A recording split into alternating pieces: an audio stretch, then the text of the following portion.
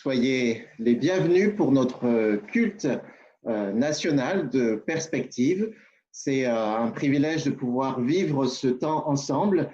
Nous sortons de plusieurs semaines de confinement, plusieurs semaines où nous avons vécu les uns les autres nos vies communautaires, locales, de manière séparée, où nous n'avons pas pu nous rassembler physiquement pour les cultes, pour les temps de prière, mais nous avons les uns les autres pu expérimenter une autre façon de vivre la communauté grâce à la technique, bien sûr, et d'autres moyens aussi que les uns et les autres ont pu expérimenter.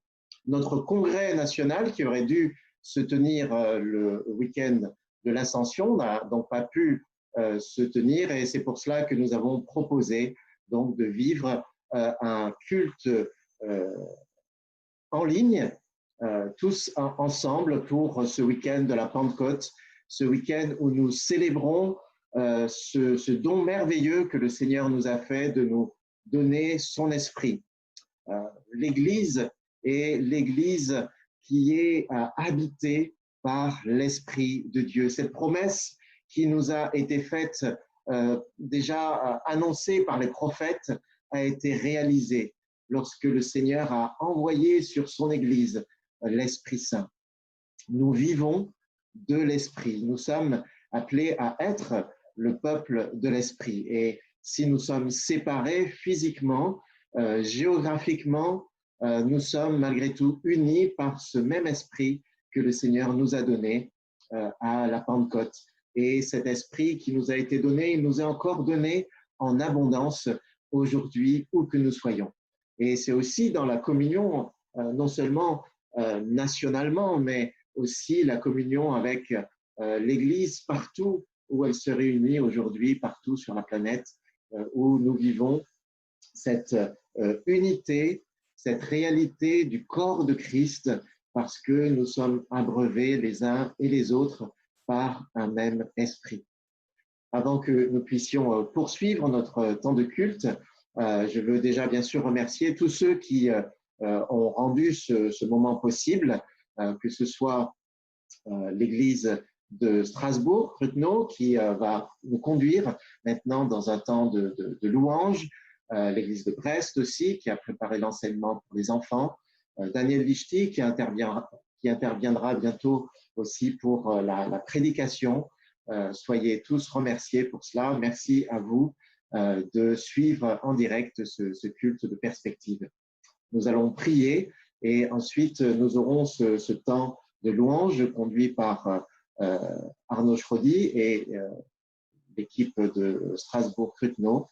On les remercie pendant que il y a ce temps de louange. Sentez-vous libre, bien sûr, de chanter, mais aussi peut-être d'envoyer des prières par le chat du live. Si vous nous suivez sur YouTube, vous pouvez aussi envoyer des prières. Nous ne pouvons pas tous le faire en audio, oralement, mais nous pouvons aussi le faire par écrit. Sentez-vous libre de louer le Seigneur de cette manière. Seigneur, merci. Merci parce qu'aujourd'hui, nous pouvons célébrer la vie en abondance que tu donnes. Cette vie qui nous est donnée par ton esprit. Merci parce que tu es venu habiter en nous. Tu es venu faire ta demeure. Toi qui, depuis toujours, veux cheminer avec les hommes. À cause de notre péché, nous avons été séparés de cette abondance de vie qui est en toi, qui est ta présence même. Aujourd'hui, nous célébrons ce don merveilleux de l'Esprit Saint. Nous savons que cet esprit qui nous est donné, ce n'est qu'un avant-goût de ce qui sera pleinement et parfaitement donné lors de ton retour, où la création tout entière sera restaurée, renouvelée par la puissance de ton Esprit Saint, où nous serons totalement abreuvés de ta présence. Nous soupirons après ce jour, mais dès maintenant, nous célébrons le don de ta grâce. Que nous puissions être cette Église que tu as choisie. Donne-nous, Seigneur, de pouvoir être d'un même esprit, unis en toi. Que nous puissions être ce peuple que ton amour a choisi, que nous puissions être le parfum de ta vie pour un monde qui a besoin de recevoir la belle, la bonne, la merveilleuse nouvelle de l'Évangile. Oui, Seigneur, renouvelle en nous ton esprit afin que nous soyons ce peuple que tu as choisi. Amen. Je vous invite donc maintenant à avoir un temps de louange qui sera donc conduit par l'équipe de Strasbourg.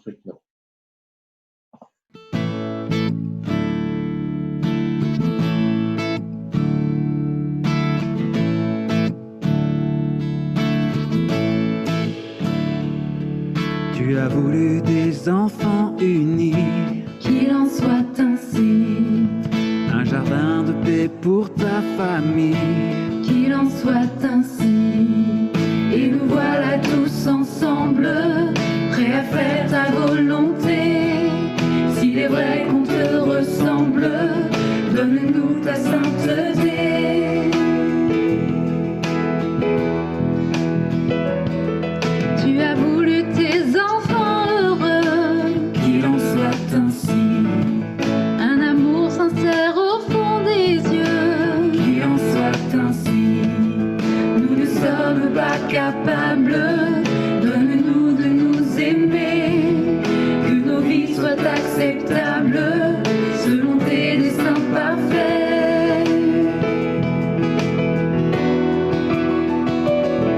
Nous serons enfin ce temple, ce palais où tu demeures, où ton cœur de Père nous comble de sa grâce.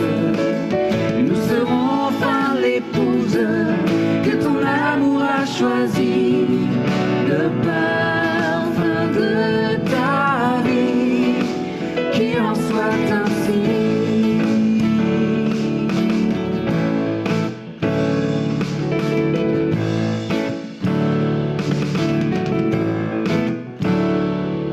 Tu as voulu ton trône établi, qu'il en soit ainsi, et ton règne sur tout le pays, qu'il en soit ainsi.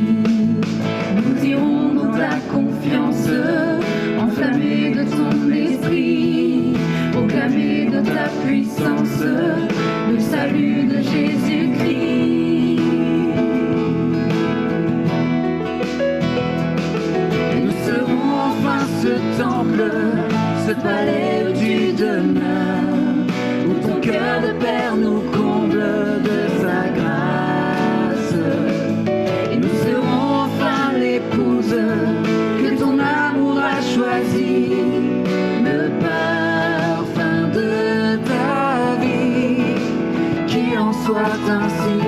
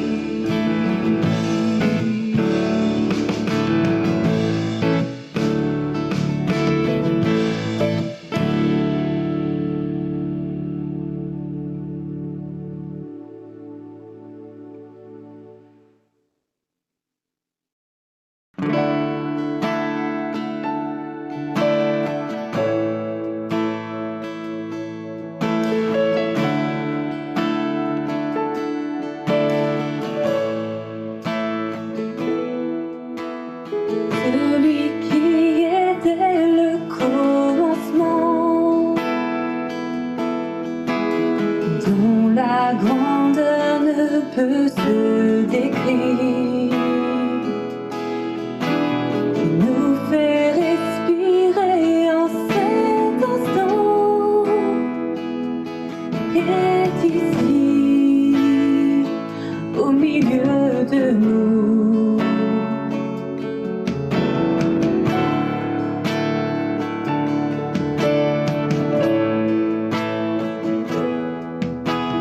Le Tout-Puissant, le Roi immortel, devant qui les anges se prosternent, celui dont le règne est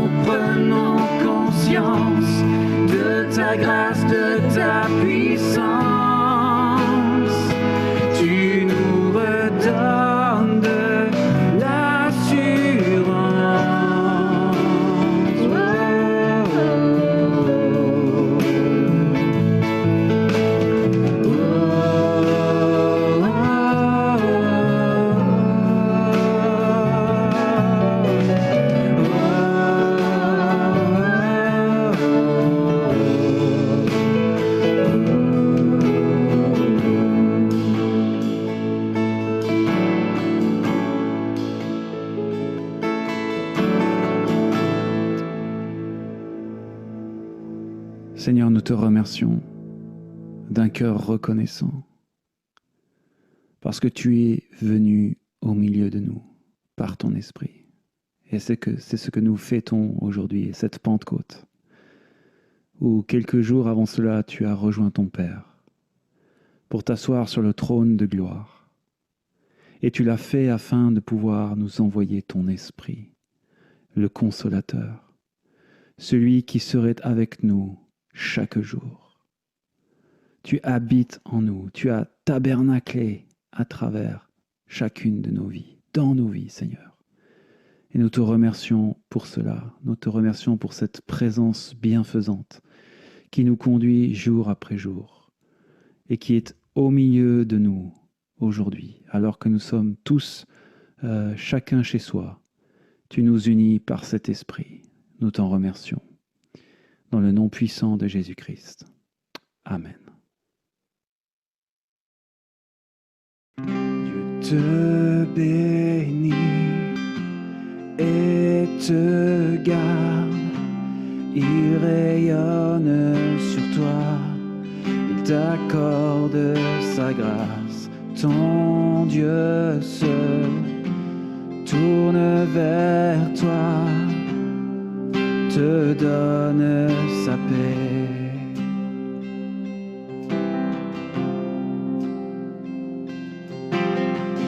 Dieu te bénit et te garde. Il rayonne sur toi. Il t'accorde sa grâce. Ton Dieu se tourne vers toi, te donne sa paix. Amen.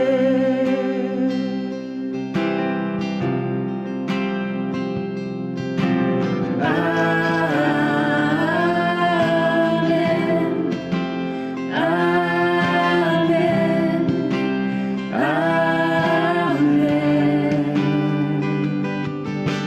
Amen.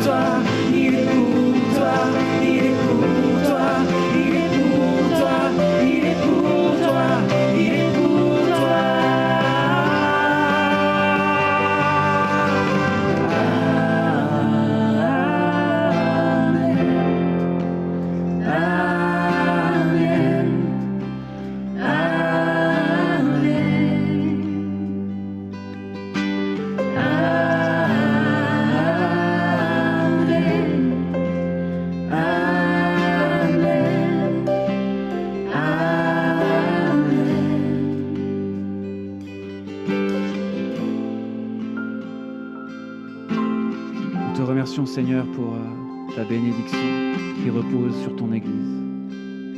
Nous te remercions pour ta grâce, pour ton amour. Nous te remercions d'avoir choisi de nous aimer et d'être venu nous chercher. À toi soit toute la gloire. Amen.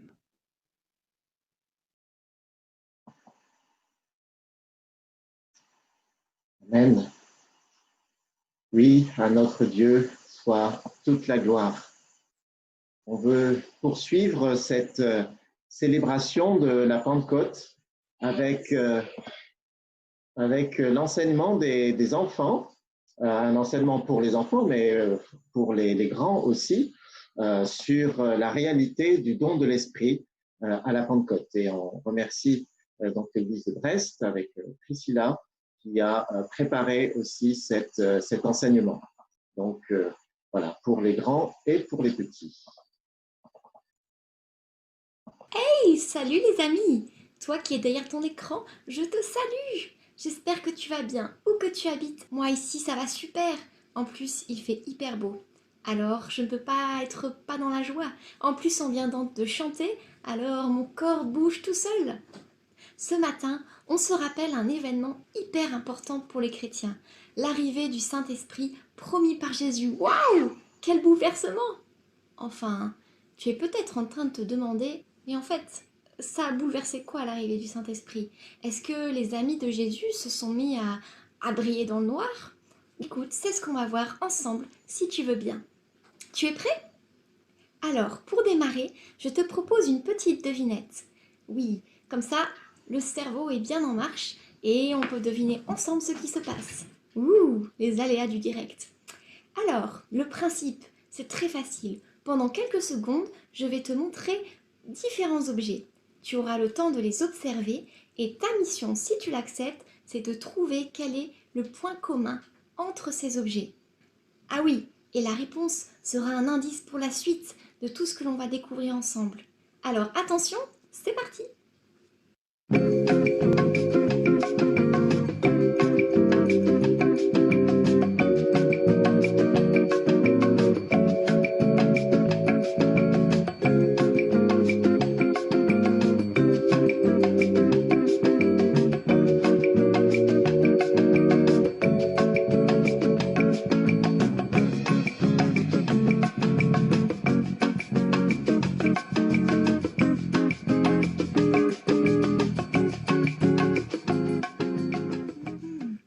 Alors, tu as plein d'idées, j'en suis sûre.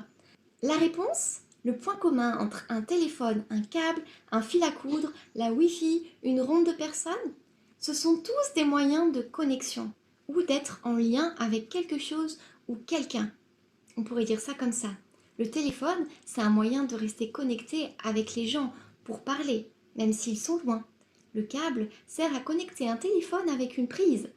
Une ronde, c'est un moyen d'être lié ou connecté ensemble pour jouer. Le Wi-Fi, c'est un moyen d'être connecté à Internet, sans fil.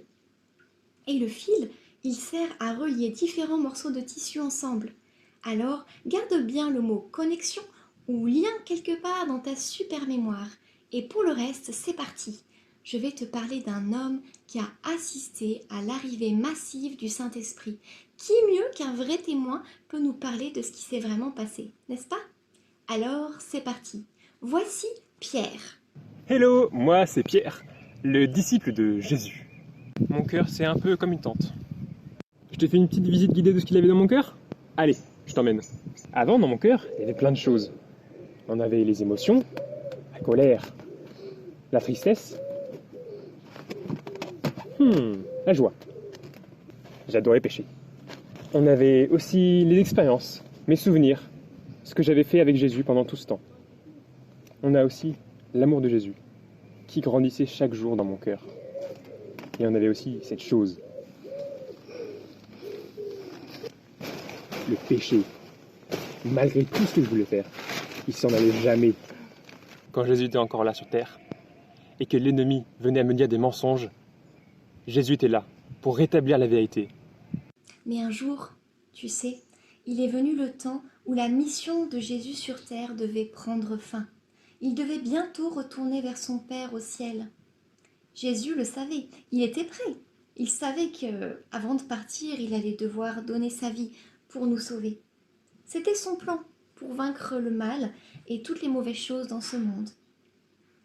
Et même celles qui étaient dans notre cœur. Un plan tellement incroyable que même les disciples ont eu du mal à le comprendre, y compris Pierre. Quand Jésus s'est fait arrêter, les disciples se sont enfuis par peur pour leur vie. Et Pierre en faisait partie. Pierre s'est retrouvé seul, loin de Jésus, fuyant. Et il avait peur pour sa vie. Et on peut le comprendre. Effectivement, il y avait du danger. À 3 reprises, quelqu'un l'a reconnu et lui a même dit « Hé, toi, c'est pas toi qui étais avec Jésus, non, je te reconnais ?» Et Pierre a eu hyper peur. Malgré tout ce que Pierre avait appris pendant sa période avec Jésus, malgré sa confiance en Dieu, il avait toujours la voix du mensonge, qui ne ratait pas une occasion d'essayer de le faire chuter. Tu as tellement peur. D'accord, tu as peur. Écoute, t'as peur. Dis simplement que tu ne connais pas Jésus. Un tout petit mensonge, qu'est-ce que ça fera? Et puis, qui te dit que tout ce que te disait Jésus était vrai? Regarde, Jésus Tout-Puissant, il vient de se faire arrêter. S'il n'arrive pas à se sauver lui-même, qu'est-ce qu'il va faire pour toi? Tu ne peux compter que sur toi-même. Et maintenant que Jésus n'était plus à ses côtés, il était déconnecté en quelque sorte. Il fallait démêler seul le vrai du faux. Sur le coup, j'avais eu peur. Et j'ai dit que je ne connaissais pas Jésus. Quand Jésus est revenu à la vie, il m'a pardonné. Même plus, il m'a donné de grandes responsabilités pour aller annoncer la bonne nouvelle aux personnes. Peut-être que certains se disent qu'ils auraient mieux fait que Pierre, qu'ils auraient été plus courageux. Peut-être. Mais tu sais, Pierre n'avait pas notre Bible. Il a dû apprendre avec Jésus en seulement 3 ans, ce qui est vraiment court. Et quand on apprend, tu le sais peut-être, on se trompe souvent.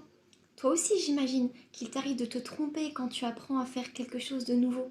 Il te suffit de comparer les dessins que tu faisais lorsque tu étais plus jeune et ceux que tu fais maintenant.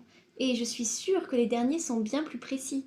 Tu apprends à ne pas dépasser les bords quand tu colories et tes traits sont beaucoup plus fins et précis. Et ils ressemblent plus à la réalité. Pierre était comme toi et comme moi. Il se trompait souvent. Pas parce qu'il le voulait, mais parce que son cœur ne savait pas tout. Il était simplement en train d'apprendre. Apprendre, ça prend du temps, n'est-ce pas? Et n'oublions pas que l'ennemi caché dans son cœur était là pour lui rendre la tâche plus difficile. Pour aider les disciples à être des messagers fidèles et courageux, Jésus leur a fait une promesse avant de partir. Cette promesse, il leur a simplement dit « Quand je vais partir, quand je vais rejoindre mon Père au ciel, je vais lui demander qu'il vous envoie quelqu'un d'autre pour vous venir en aide, pour qu'il soit toujours avec vous. Et cette autre personne, c'est le Saint-Esprit, ou l'Esprit de vérité. J'ai encore tellement de choses à vous dire, leur a dit Jésus, mais vous ne pourriez pas supporter tout ce que je voudrais vous apprendre. Alors, quand l'Esprit de vérité viendra, il vous les dira, et il vous conduira à penser et agir en fonction de la vérité. Et il vous guidera. Vous serez connectés à moi en permanence. Waouh! Il leur proposait une connexion haut débit avec Dieu. C'est génial! Et c'est arrivé. On était là avec tous les autres disciples. Et celui qui devait nous aider est arrivé, l'Esprit de vérité. Tout à coup, il y eut un bruit énorme venu du ciel, comme un vent violent qui remplit toute la maison. Et en fait, c'était les langues, comme des flammes, qui se sont installées sur les têtes de moi et mes amis. Et c'est aussi dans le cœur qu'il s'est passé quelque chose. Salut, je suis le Saint-Esprit. Ah, le cœur de Pierre. Je vais m'installer. Ah, j'ai tout mon équipement. Je vais faire comme chez moi. Ah, super. Il y a déjà des connaissances. De l'amour pour Jésus, des belles paroles de Jésus, de l'amour pour Dieu. Ah non mais non, il y a un problème, c'est déjà occupé. Ça va pas être possible. Et puis en plus, depuis que l'amour de Jésus commence à se multiplier, on est de plus en plus serré. Ça va pas le faire. Ah, je suis maintenant chez moi. Je vais m'installer. Je vais mettre de l'amour. Je m'installe. C'est maintenant chez moi. Je serai là pour rétablir la vérité. Je serai là pour quand tu diras des mensonges. Je serai là pour dire la vérité. Je serai là pour lui apprendre de nouvelles choses. Bah écoute, c'est ce qu'on verra. On verra à la prochaine occasion qui de nous deux il décidera d'écouter. Même quand sa mémoire lui fera défaut, je serai là pour dire la vérité. Et la fois suivante n'a pas tardé. Juste après avoir reçu le Saint-Esprit, les disciples se sont mis à parler dans des langues qu'ils n'avaient jamais apprises. Et les gens venus de partout qui assistaient à cette scène pouvaient les comprendre chacun dans sa propre langue. Imagine! Les gens étaient étonnés, mais certains se moquaient, ils trouvaient ça trop bizarre. Alors, les disciples étaient-ils encore en danger? Pierre, que vas-tu faire cette fois-ci? Jésus est monté au ciel, mais moi je suis là. Pierre, n'aie pas peur. Dis-leur la vérité. Je suis avec toi. Pierre, vas-y Pierre. Chut, Pierre, voyons, regarde, ils n'ont pas l'air contents les gens autour. Regarde comme tu as peur. Fais comme la dernière fois. Ne dis rien. C'est faux. Vas-y Pierre. Jésus est vivant. Il a réussi sa mission. Il est celui que vous attendiez depuis longtemps. Vas-y Pierre. Et là, Jésus est vivant! Dieu a tant aimé le monde qu'il a donné son Fils unique, afin que nous ne périssions pas, mais que nous ayons la vie éternelle en lui. yes! Et cette fois-ci, avec l'aide du Saint-Esprit, connecté à Jésus en haut débit, il ne serait plus aussi facile de détourner Pierre de la vérité. J'ai fait! Pierre a continué de parler de Jésus toute sa vie, avec courage, et son témoignage était vrai et puissant, grâce à tout ce que l'Esprit de Dieu lui donnait, et à cette connexion incroyable. Le don du Saint-Esprit, tu sais, ça n'est pas réservé qu'aux disciples de l'époque, ni aux adultes, ni aux gens très savants qui connaissent tellement de choses sur la Bible. Non, si tu aimes Jésus, si tu crois qu'il est mort pour te sauver de tes péchés et qu'il est ressuscité, et que tu décides de faire ce qu'il te dit par amour, tu reçois cette connexion pleine et entière avec le Saint-Esprit. Et en plus, il arrive avec tout son équipement complet. Je peux t'assurer que ta connexion avec Dieu ne peut pas être meilleure, même si Jésus n'est pas physiquement à côté de toi. Même si tu oublies parfois des vérités, eh bien le Saint-Esprit est là pour te rappeler toutes les vérités.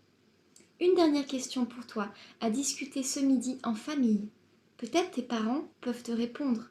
C'est quand la dernière fois que tu t'es laissé guider par le Saint-Esprit ou l'Esprit de vérité? Que s'est-il passé? On a vu l'exemple de Pierre, mais je suis sûre que tes parents ont plein d'exemples aussi où ils ont eu besoin d'entendre la voix de la vérité dans leur cœur. Et peut-être que toi aussi tu as plein d'exemples à partager. Ta voix est importante aussi. Sur ce, je te souhaite un excellent dimanche. Profite bien de ta famille et je t'embrasse. On peut même se faire la bise virtuellement. Waouh! Salut! Voilà, merci à Priscilla et toute son équipe de nous avoir conduit dans cette réflexion sur l'Esprit Saint. Et pour poursuivre notre culte, je voudrais accueillir Daniel Lichty. Bonjour Daniel. Bonjour. Donc Daniel est le directeur du développement de Perspective, pour ceux qui ne le connaissent pas encore. Daniel est aussi enseignant à la faculté libre de théologie évangélique de Vaux-sur-Seine, où notamment il intervient au niveau de la missiologie, de l'implantation d'églises, d'évangélisation. Et c'est un plaisir de pouvoir l'écouter ce matin. Donc c'est lui qui va nous parler de la Pentecôte, la naissance de l'église missionnelle. Merci beaucoup, Patrice, et merci à vous tous de m'accueillir chez vous, dans vos foyers, ou pour quelques-uns, dans les salles où vous vous réunissez aujourd'hui. Merci de me donner l'occasion de partager avec vous ce que j'ai à cœur de dire en ce jour de Pentecôte. La forme de notre communion est certes un peu particulière, mais en tout cas, c'est une joie et un grand honneur pour moi de pouvoir m'adresser ainsi à l'ensemble des églises Perspectives. Vous aimez que l'on vous fasse une promesse, surtout lorsque cette promesse vient de la part de quelqu'un qui vous aime beaucoup, surtout s'il s'agit d'une personne qui fait toujours ce qu'elle dit, et surtout si cette personne a de surcroît les moyens de tenir ses promesses. Vous aimez que l'on vous fasse une promesse? Pentecôte, c'est la réalisation d'une triple promesse qui fait naître l'Église missionnelle. Lisons le texte qui relate l'événement de la Pentecôte en Acte 2, d'abord les premiers 8 versets. Quand le jour de la Pentecôte arriva, les croyants étaient réunis tous ensemble au même endroit. Tout à coup, un bruit vint du ciel comme un violent coup de vent et il remplit toute la maison où ils étaient assis. Ils virent apparaître des langues pareilles à des flammes de feu. Elles se séparèrent et se posèrent une à une sur chacun d'eux. Ils furent tous remplis de l'Esprit Saint et ils se mirent à parler en d'autres langues, selon ce que l'Esprit leur donnait d'exprimer. À Jérusalem vivaient des Juifs qui honoraient Dieu, venus de tous les pays du monde. Quand ce bruit se fit entendre, ils s'assemblèrent en foule.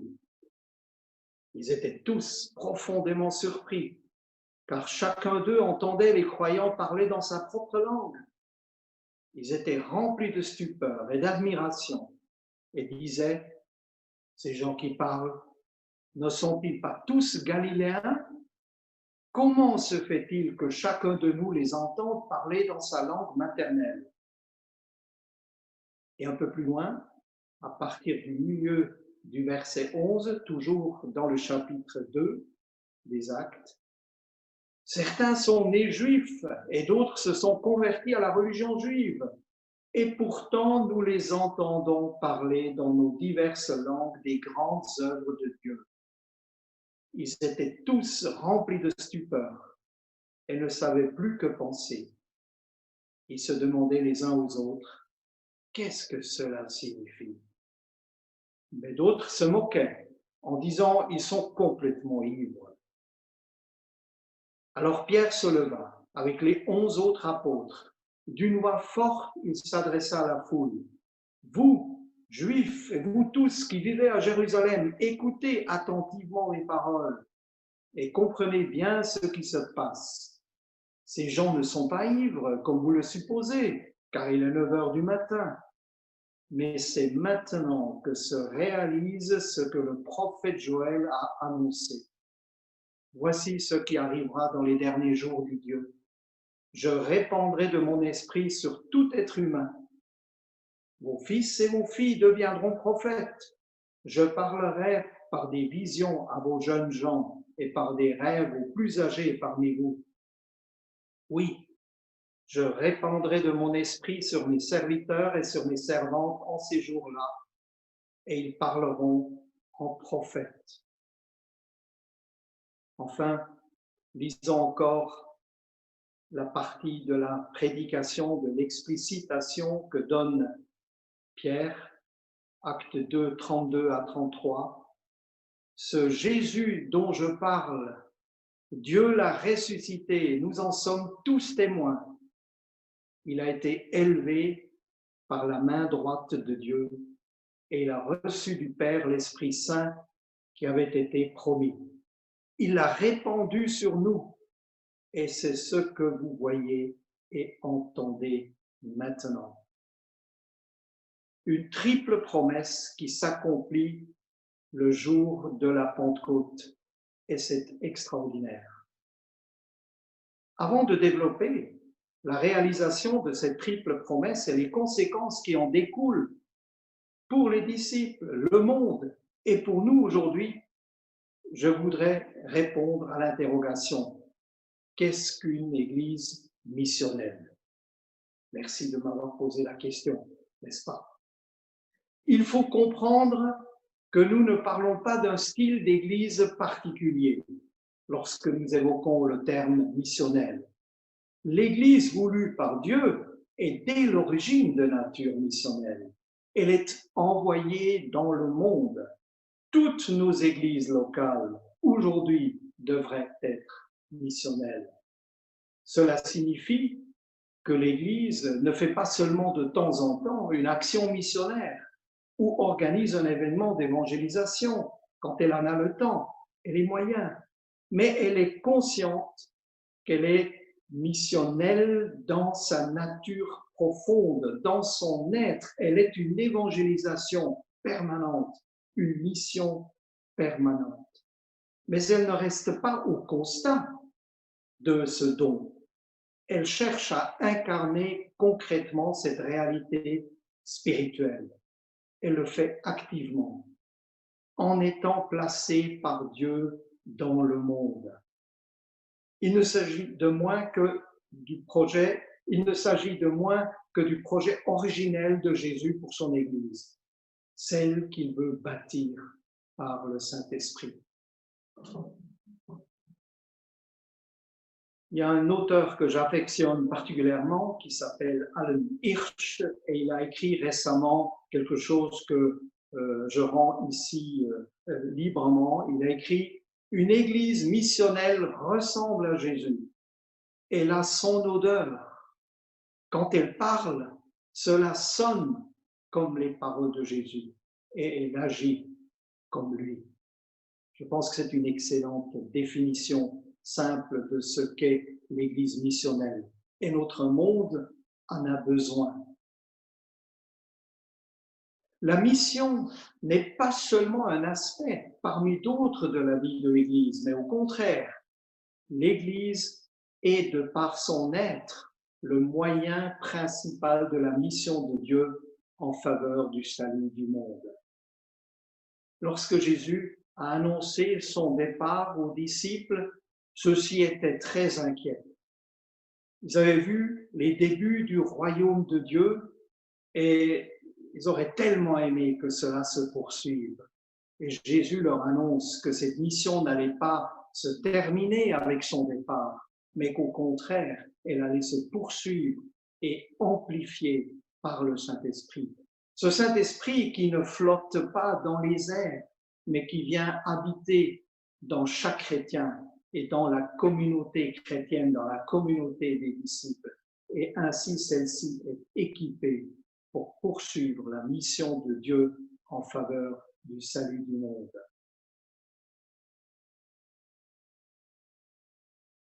Mais comment être une église missionnelle qui reflète l'image de Dieu en direction du monde? C'est impossible par nous-mêmes. Comment puis-je être missionnel, moi, à titre individuel, en semaine, là où je travaille? Comment amener Jésus aux personnes de mon entourage? Et c'est bien de cela qu'il s'agit. C'est de cela que notre monde a terriblement besoin. Impossible par moi-même. Le jour de la Pentecôte représente donc la réalisation d'une triple promesse, 50 jours ou 7 semaines après le tout est accompli de Pâques. Et c'est une immense fête pour nous. Ce l'était à l'époque et 2000 ans après. C'est une fête.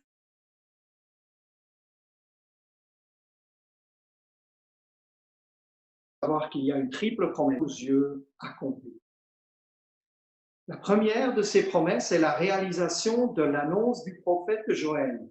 C'est le texte que nous avons lu. Voici ce qui arrivera dans les derniers jours, dit Dieu. Je répandrai de mon esprit sur tout être humain. Je répandrai de mon esprit sur tout être humain. Le don de l'esprit, donné aux fils et aux filles, comme c'est mentionné, aux jeunes gens, aux plus âgés, aux serviteurs et aux servantes. Ce n'est pas moins que le don de la vie nouvelle en Jésus, mais de l'intérieur cette fois-ci. Et cela change tout. Nous sortons définitivement du confinement de l'Ancien Testament. Plus besoin de masques pour nous protéger et pour protéger les autres de notre contamination. Nous sommes guéris de l'intérieur. Au lieu de nous protéger seulement extérieurement par une loi qui fonctionne comme un garde-fou ou donc comme un confinement, le Saint-Esprit applique aux croyants toutes les vertus de Jésus et cela les transforme totalement. Ils deviennent de l'intérieur de nouvelles créatures. C'est cela, cette excellente nouvelle de la venue du Saint-Esprit sur les fils et les filles et les vieillards et les serviteurs et les servantes. Alors comprenez-moi bien, je ne veux pas critiquer l'Ancien Testament. Ce garde-fou qu'a constitué la loi était déjà un immense avantage par rapport au contexte animiste et idolâtre qui entourait le peuple d'Israël. Mais quand même, c'était surtout une protection extérieure. Et depuis la Pentecôte, nous sommes libres. En suscitant en nous la vie de Jésus, l'Esprit nous rend véritablement libres. Libres d'aimer Dieu de tout notre cœur, de toute notre âme, de toute notre force et notre prochain comme nous-mêmes. Saint Augustin, le père de l'Église, au IVe siècle, en Afrique du Nord, a dit une parole qui est tellement juste et pertinente, et j'aime à la rappeler régulièrement. Saint Augustin disait « Aime Dieu et fais ce que tu veux ». C'est ça la liberté de l'esprit. Cette première promesse que Jésus accomplit en envoyant avec le Père le don du Saint-Esprit. L'Église missionnelle peut donc affirmer que tous les chrétiens sont des chrétiens en mission dans chaque domaine de leur vie. La deuxième promesse qui s'accomplit à la Pentecôte concerne la présence permanente de Jésus dans nos vies par le Saint-Esprit. Jésus l'avait promis lors de l'Ascension. « Je suis moi-même avec vous tous les jours, jusqu'à la fin du monde. » Le don de l'Esprit était déjà présenté par le prophète Ézéchiel, au chapitre 39, verset 29, par exemple, comme le signe que Dieu n'abandonnerait pas son peuple. Cette présence s'exprime en particulier par le fait d'être guidé par le Saint-Esprit. En Jean 14, 26, il est dit « le défenseur en justice ». Le Saint-Esprit que le Père enverra en mon nom vous rappellera tout ce que je vous ai dit moi-même. Au point que Jésus pouvait dire aux disciples qui étaient si tristes de son départ, « il vaut mieux que je m'en aille ». La Pentecôte, c'est la réalisation par le Saint-Esprit de la présence permanente de la vie de Jésus en nous. Et cette présence de l'Esprit décoiffe, si vous me permettez l'expression. Il est question de bruit, de vent, de feu, et surtout d'une parole à la gloire de Dieu qui est libérée. Dans toutes les langues païennes, Dieu parle toutes les langues. Il comprend toutes les langues. On peut le louer dans toutes les langues. La division de Babel est dépassée. Pierre, dans sa prédication explicative, ne relèvera pas les signes pourtant spectaculaires du don de l'Esprit. Ils avaient évidemment une grande importance, mais il réfute d'abord l'argument des moqueurs. Ils sont ivres.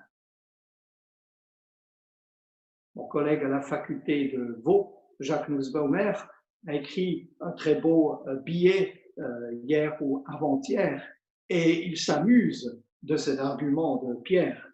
Il s'amuse avec raison.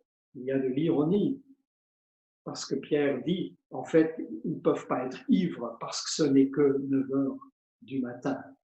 C'est pour le moins cocasse comme argument. Mais Pierre insiste sur l'accomplissement des promesses, sur la base du sacrifice de Jésus, et lourdement sur l'effet que produit cela sur les disciples. Ils prophétiseront, c'est-à-dire ils parleront de Dieu et de la part de Dieu et de la parole de Dieu. Le théologien et missiologue Niebuhr disait « L'Église en tant que communauté de disciples, évidemment l'Église réunie pour quelques heures, souvent le dimanche, et dispersée le reste de la semaine dans le monde, l'Église en tant que communauté de disciples est le signe, l'avant-goût est l'instrument du royaume de Dieu.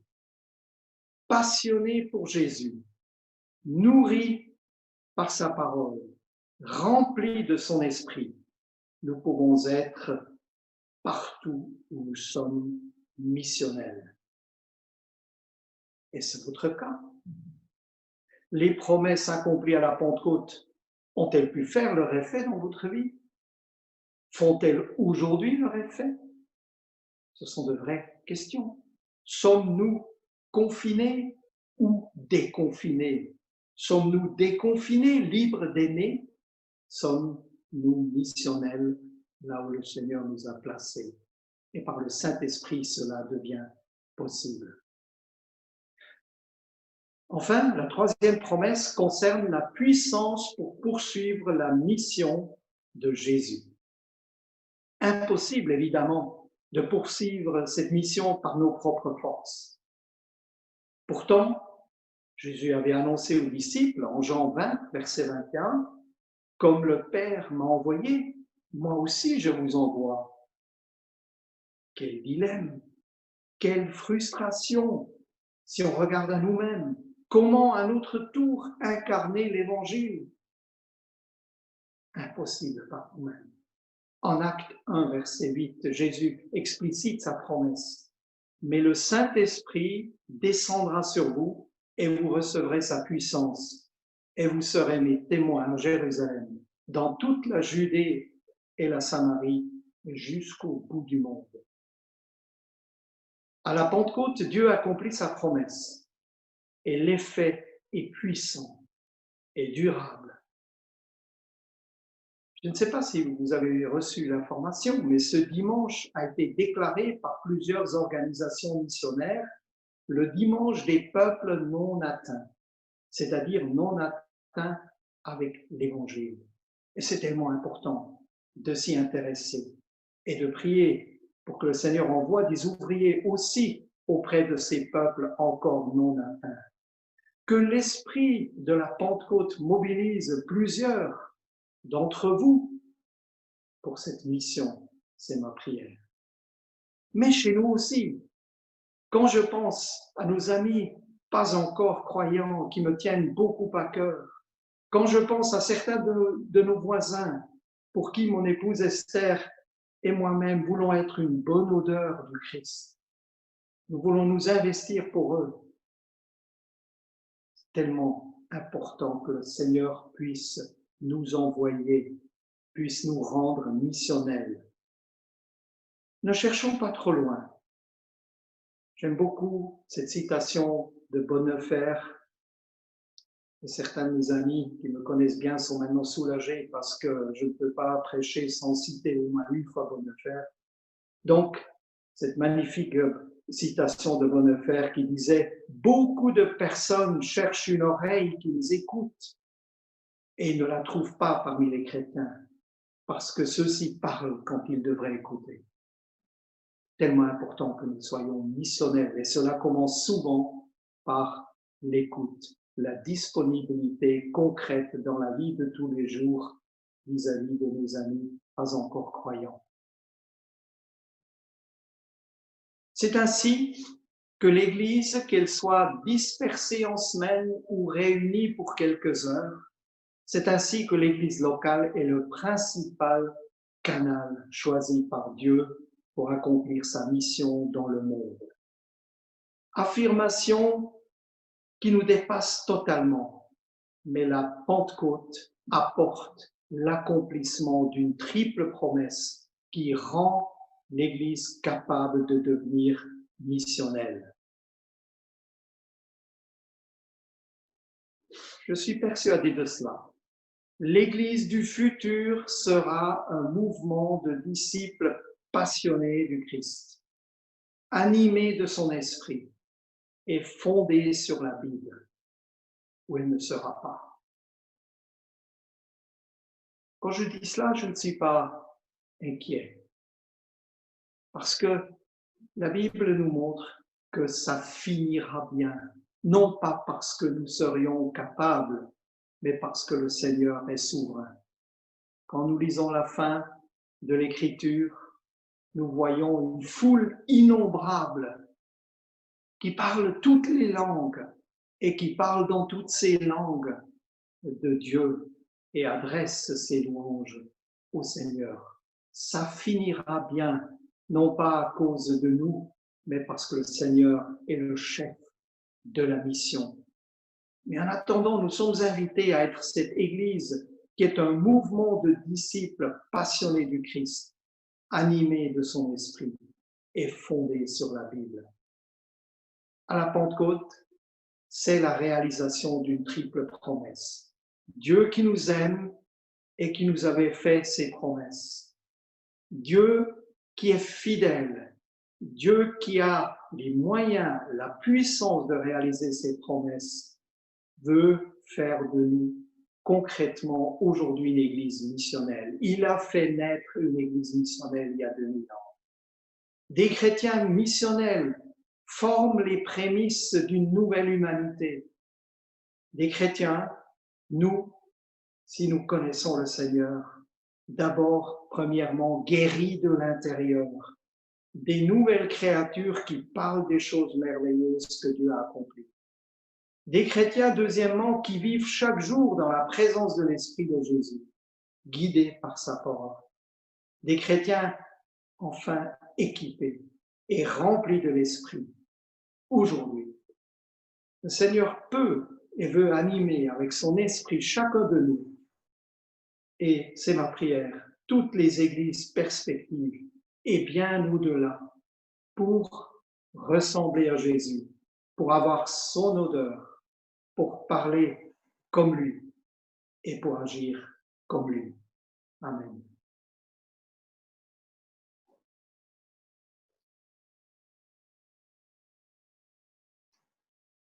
Amen. Merci Daniel pour voilà, cette parole qui nous est adressée et qui, je l'espère, nous conduit à prendre toujours plus conscience de la beauté et de ce privilège, cette grâce incroyable que le Seigneur nous a accordé par le don de son Esprit. Et il nous envoie et nous désirons réellement être cette Église passionnée de Christ, oui, remplie de l'Esprit et fondée sur la parole. Nous allons prendre le temps de partager, de prendre un temps pour partager un temps de Sainte Seine.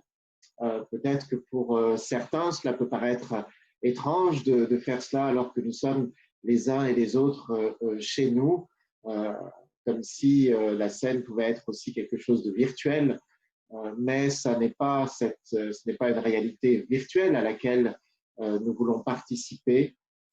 C'est cette réalité qui s'ancre là encore dans le privilège d'être le peuple saisi par l'Esprit. C'est l'apôtre Paul qui écrit dans la première épître aux Corinthiens, « En effet, comme le corps est un, tout en ayant plusieurs membres, et comme tous les membres du corps, malgré leur nombre, ne sont qu'un seul corps, ainsi en est-il du Christ. Car c'est dans un seul esprit que nous tous, pour former un seul corps, nous avons été baptisés, soit juifs, soit grecs, soit esclaves, soit libres, et nous avons tous été abreuvés d'un seul esprit. » Le fait que nous ayons été tous abreuvés d'un même esprit fait que nous sommes un. Nous sommes partie du corps de Christ les uns et les autres. Et notre distance physique ne change rien à cette réalité.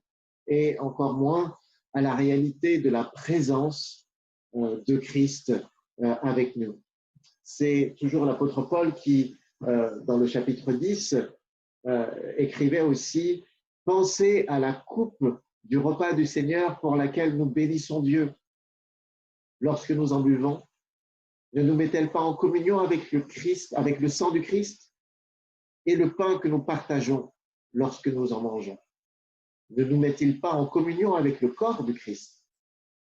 Il y a un seul pain, aussi bien que nous soyons nombreux, nous formons un seul corps, car nous avons tous part au même pain. » Et peut-être que si l'apôtre Paul avait écrit aujourd'hui, il aurait dit non seulement bien que nous soyons nombreux, mais aussi bien que nous soyons séparés physiquement, nous formons un seul corps. Et ensemble, alors que nous allons partager le pain et le vin, alors que nous allons le prendre, peut-être même en étant seuls chez soi ou peut-être en famille, nous réalisons que nous formons un seul corps.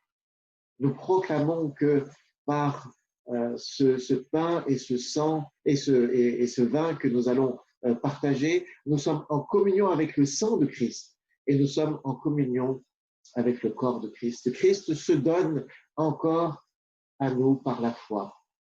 Alors que nous puissions véritablement vivre ce temps comme un temps de communion les uns avec les autres et ensemble avec Christ. L'apôtre Paul dit encore, « Voici l'enseignement que j'ai reçu du Seigneur et que je vous ai transmis. Le Seigneur Jésus, dans la nuit où il fut livré, prit du pain et après avoir remercié Dieu, il le partagea et dit, « Ceci est mon corps qui est pour vous.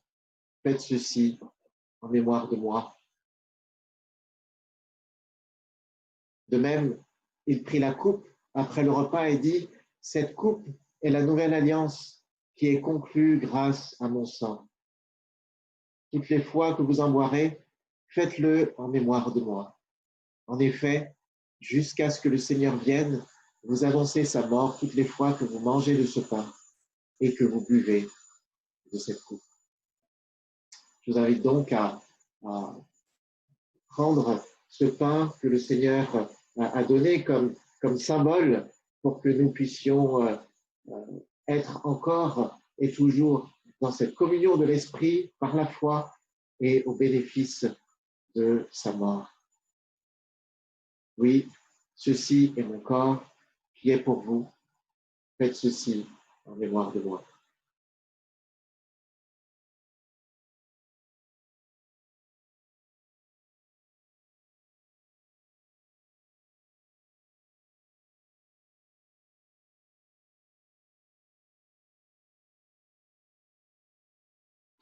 Cette coupe est la nouvelle alliance, conclue grâce à mon sang. Faites ceci en mémoire de moi.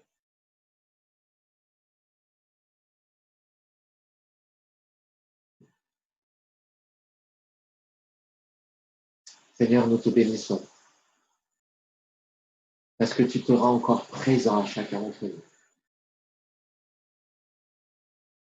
Ta mort, ta résurrection, ton ascension, le don de l'Esprit, ce ne sont pas simplement des événements du passé sans signification pour nous aujourd'hui, sans réalité pour notre vie aujourd'hui. Non, ce sont des réalités que nous pouvons saisir par la foi. Et aujourd'hui encore, tu continues à nous mettre au bénéfice de ton sacrifice parfait, au bénéfice du don de l'Esprit. Ensemble, nous voulons proclamer tes actes de salut et nous voulons ensemble regarder vers ce temps où tu reviendras, ce temps où tout genou fléchira, où toute langue confessera que Jésus-Christ est Seigneur à la gloire de Dieu le Père. Amen.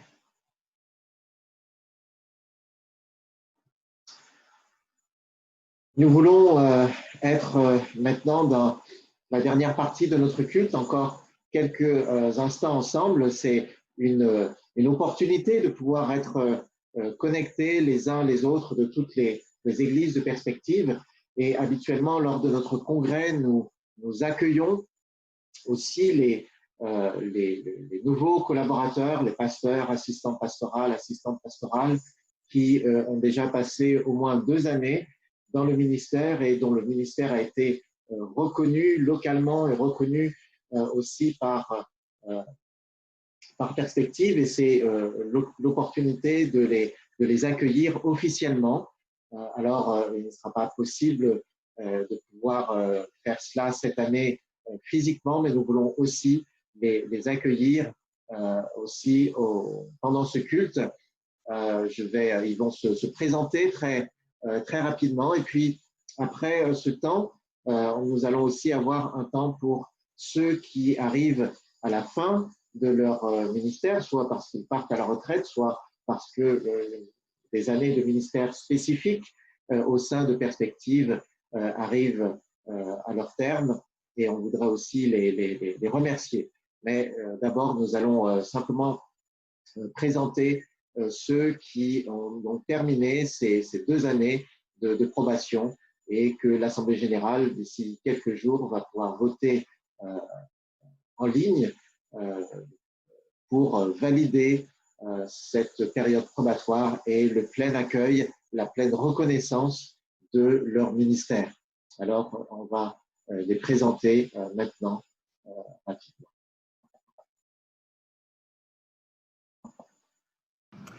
Bonjour Perspective, on est heureux de se retrouver ensemble pour ce culte spécial de Pentecôte. Heureux de célébrer le Seigneur tous ensemble, d'un même cœur, d'une même voix, même si on est dispersés. Alors je m'appelle Paul Gabrielli, je suis pasteur à Marseille Saint-Just, voilà, pasteur charentais, immigré à Marseille, donc avec toute ma famille. Donc ça fait 8 ans qu'on est dans le ministère pastoral, enfin en tout cas pour ma part, après avoir eu des stages pastoraux donc à Nîmes et à Lyon.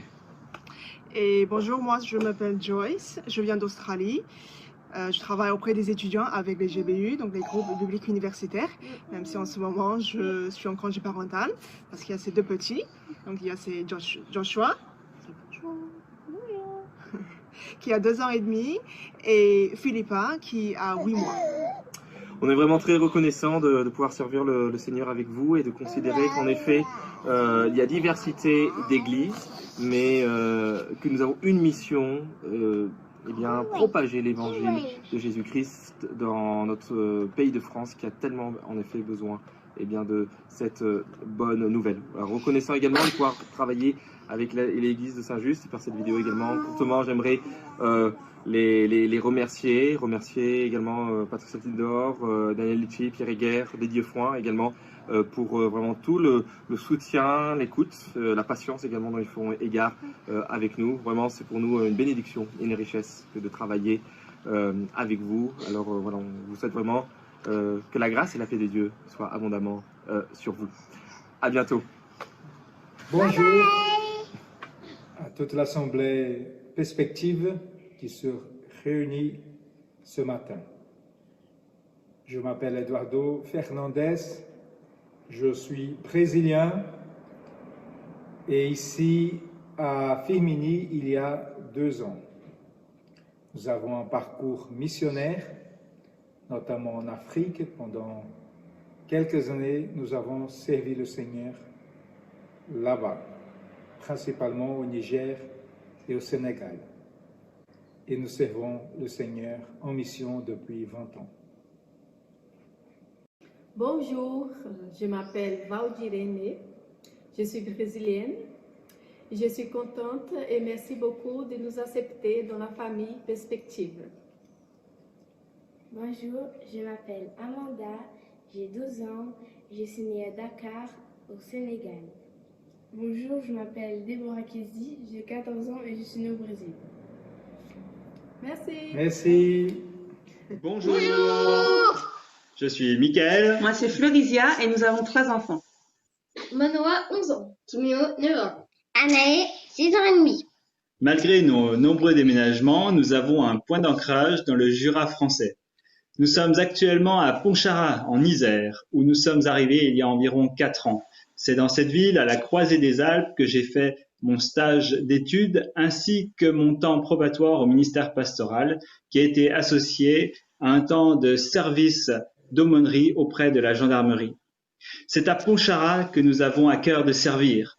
Engagés pour Christ.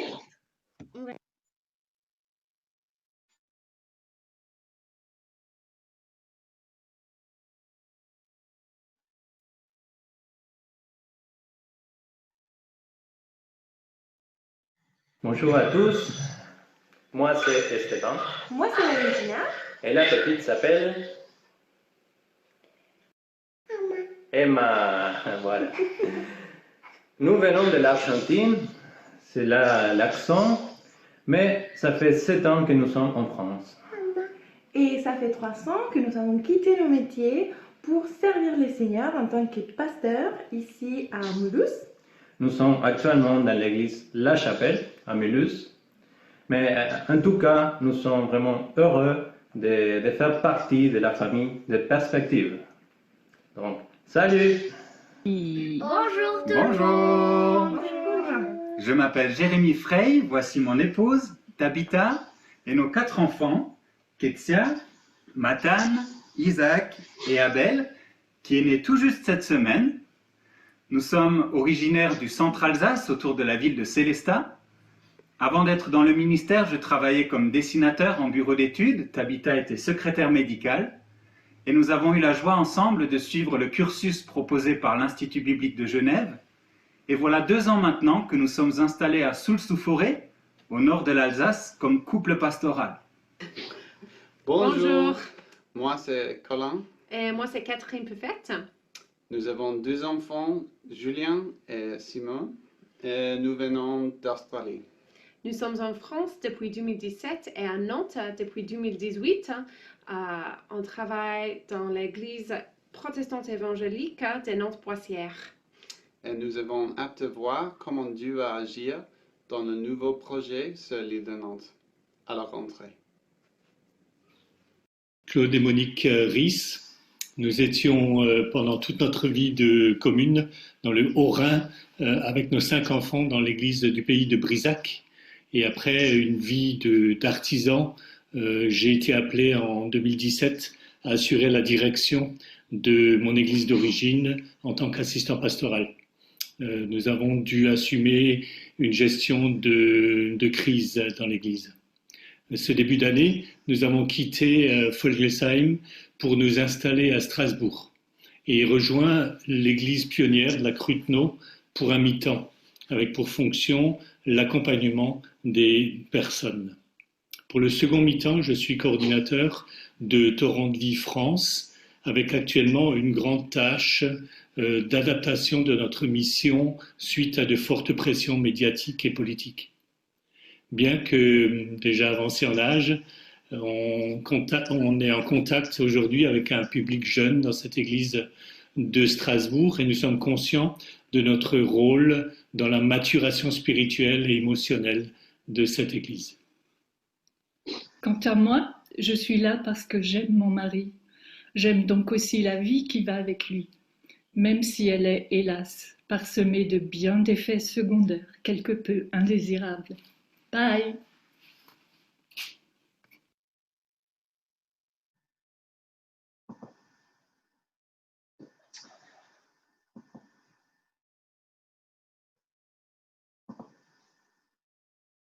Voilà, donc l'ensemble des personnes qui ont donc validé leur temps de probatoire, où ils ont donc démarré leur ministère. Et c'est vraiment une joie de pouvoir les accueillir dans la famille spirituelle de Perspective et de pouvoir valider ensemble, reconnaître ensemble l'appel que le Seigneur a posé sur leur vie et leur ministère parmi nous. Et puis, il y a certains qui arrivent et d'autres qui terminent en tout cas une part de leur ministère actif. Il y a tout d'abord Daniel Lichty qui, donc, après pas mal d'années, finalement, Daniel, depuis combien d'années es-tu dans la direction donc, de France Mission d'abord et puis de Perspective? Depuis 18. Je suis entré en 2002. Voilà, donc depuis 2002, Daniel a rejoint la direction de France Mission et on a pu être au bénéfice de son ministère, je dirais de type apostolique, et que ce soit dans l'accompagnement de l'ensemble des églises et puis de manière plus spécifique dans l'accompagnement donc des implantations des nouvelles églises Et on veut vraiment te remercier, Daniel, pour toutes ces années d'investissement qui n'ont pas été seulement au bénéfice de France Mission et de Perspective aujourd'hui, mais de manière bien plus large avec ton investissement dans le réseau FEF, en fait, d'abord, puis réseau FEF, et puis aussi dans le CNEF. Ton ministère a été, je crois, déterminant aussi dans le devenir du CNEF. Et puis aussi ton ministère d'enseignants, notamment à la faculté de Vaux-sur-Seine, mais aussi aux gens, à l'IBG. On veut vraiment être reconnaissant pour ces années de service. Et peut-être en quittant cette partie de ministère, puisque tu vas continuer notamment à Vaux-sur-Seine et puis d'autres engagements plus larges, qu'est-ce que tu as peut-être en quelques mots laisser à ceux qui entrent aussi dans le ministère et à l'ensemble de nos églises? Je suis plus très loin de la retraite, mais je suis encore un peu trop jeune pour faire le bilan de ma vie et pour laisser un testament. Mais pour moi, c'est avant tout un immense privilège de pouvoir servir le Seigneur. Et donc, je me réjouis pour ceux qui peuvent consacrer beaucoup de temps ou tout leur temps pour le ministère. Moi, ce que j'ai eu comme impression pendant ces 18 ans, c'est que je ne travaillais pas trop pour France Mission ou ces 2 dernières années pour Perspective. Je ne sais pas s'il faut que je m'en excuse, mais en fait, je n'ai pas travaillé pour une organisation. Je considère comme un immense privilège d'avoir été placé par Dieu à un endroit où j'ai pu modestement contribuer à ce que nous nous encouragions les uns les autres à participer à cette mission de Dieu dont nous avons parlé il y a quelques instants. Donc, merci beaucoup à toi, Patrice. C'était, je pense, une très belle collaboration et amitié qui peut tout à fait continuer d'une autre façon. Merci aux membres de la direction. Je suis très heureux de voir toute l'énergie, tout le zèle que les uns les autres mettent à aider les églises, les collaborateurs à rayonner de l'Évangile. Oui, merci à vous tous. Alors, je n'ai pas mentionné mon épouse, mais en fait, elle n'est pas loin. Vous savez, ce matin, j'ai prêché, et elle était en face de moi. Et ça arrive moins souvent que vous le croyez, parce que depuis 40 ans, c'est plutôt elle qui me prêche, en fait, tous les jours. Et, merci beaucoup, Esther. Nous avons fait tout ce chemin ensemble et merci à vous tous. Absolument. Merci, Esther, d'être pour ce ministère aussi, parfois de l'ombre, même souvent, mais pas que. Et un grand merci aussi pour ces années de service. Nous avons aussi Ernest Rupler, et je ne sais pas si son épouse est là, mais voilà, j'inclus aussi son épouse parce qu'elle a aussi beaucoup porté. Ernest qui a eu à la fois un ministère d'implanteur, ça c'est parfois de son ministère apostolique de démarrage d'église dans le Jura et à Besançon pour la dernière implantation. Mais aussi, Ernest a eu aussi un ministère au bénéfice du monde évangélique français, avec dans des compétences aussi administratives, juridiques, pour tout ce qui concerne la CADIMAC, l'accompagnement des ministres du culte. Et c'est aussi un ministère extrêmement précieux et on veut vraiment être reconnaissant, Ernest, pour tout ce ministère que tu as eu pendant toutes ces années.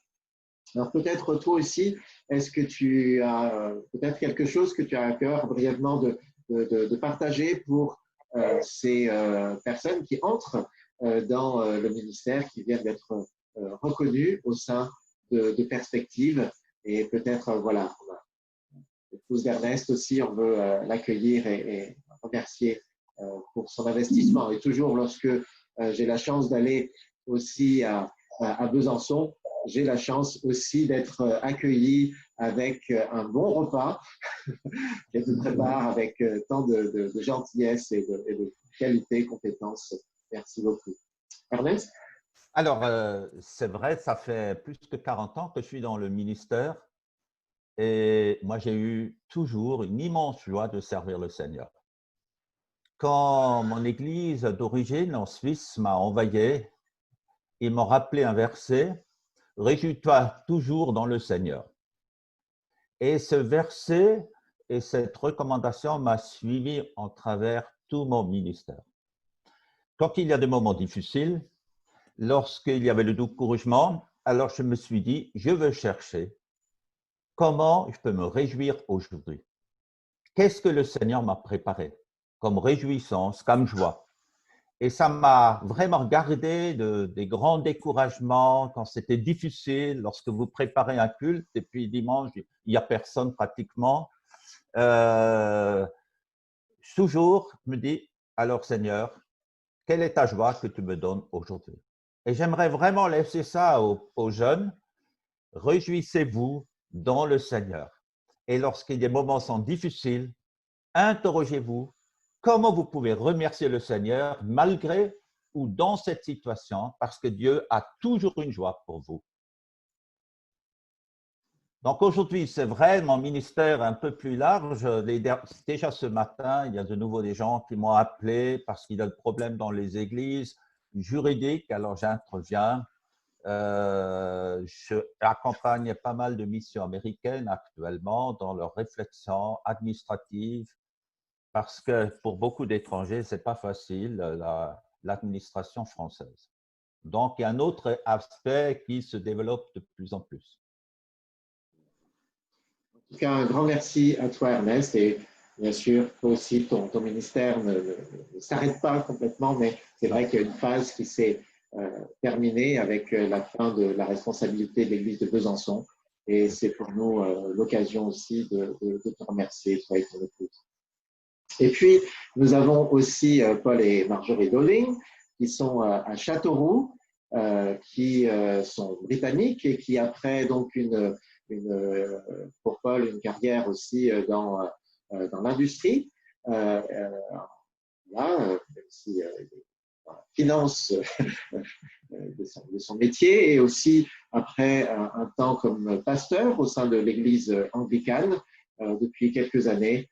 Paul et Marjorie ont reçu du Seigneur ce fardeau pour la France et sont venus aussi pour avoir leur dernière partie de ministère pastoral actif en France. Et c'est vraiment un privilège. On veut vraiment vous remercier du fond du cœur. C'est toujours quelque chose d'extraordinaire pour moi en tant que Français de voir des personnes qui, venant d'autres pays, ont à cœur l'œuvre de Dieu, le royaume de Dieu en France, et qui même après toute une carrière à l'étranger, se dit voilà, dans ces dernières années, le Seigneur nous a mis ça à cœur et on veut faire ce sacrifice, être loin des petits-enfants. Voilà, on sait que c'est quelque chose qui est un engagement pour le Seigneur. On veut vous remercier pour cela. Et peut-être vous laisser aussi partager ce que le Seigneur a mis sur votre cœur pour ceux qui entrent aussi dans le ministère. Merci Patrice, et avec plaisir. Je veux aussi commencer par remercier Perspective France Mission, comme c'était quand nous sommes arrivés, de nous avoir accueillis si chaleureusement. Ça a été une belle aventure de venir ici, avec des défis, il faut dire, mais aussi beaucoup de joie. Et je pense que le message que je veux laisser au nouveau pasteur, c'est un petit verset qui vient du prophète Ésaïe, qui est aussi dans un chant de 13 mortes Galinou, c'est Dieu fait fleurir le désert. Parce que c'est vrai que ministère en France, c'est pas facile, c'est pas une terre réceptive à l'évangile, souvent c'est difficile, les gens sont parfois indifférents, parfois hostiles, mais nous avons vu des choses. Dieu a été à l'œuvre pendant notre ministère ici, nos 9 ans ici. On a vu des choses qu'on n'aurait jamais pu imaginer, comme le moment où je me suis trouvé devant une foule de 11 000 personnes après les attentats à Charlie Hebdo à prendre la parole. Le lien avec une église en Angleterre qui est venue par le Brésil, des choses qu'on n'aurait jamais programmées ou même imaginées. Dieu fait des choses extraordinaires. Il faut être patient, il faut être persévérant, il faut surtout prier beaucoup et demander la prière d'autres. Pour nous, un aspect qui nous apportait beaucoup d'encouragement, c'était le fait d'être soutenu surtout par beaucoup de personnes en Angleterre, par France Mission, l'organisation anglaise. Savoir que les gens qui prient pour nous dans des moments difficiles, ça va être d'une importance énorme. Mais je vais terminer comme j'ai commencé. Ça a été une belle aventure et nous gardons des souvenirs, très bons souvenirs, des souvenirs qui nous font du bien le reste de notre vie. Alors, merci beaucoup. Merci beaucoup et je vais vraiment, au nom de toutes les églises de perspective, donc vous remercier, tous les trois. Marcel Munch aussi n'a pas pu se connecter, mais lui aussi arrive aussi au terme d'un ministère actif. Je pense que ce ministère va continuer sous une autre forme et on veut être reconnaissant aussi pour ces années de ministère au sein de Vision France puis Perspective. Merci à vous, que le Seigneur vraiment vous bénisse. Et je voudrais en terminant ce culte, prier, et c'est aussi des paroles de bénédiction pour l'ensemble de nos églises, mais aussi tout particulièrement aussi pour vous qui êtes dans un tournant aussi de votre ministère.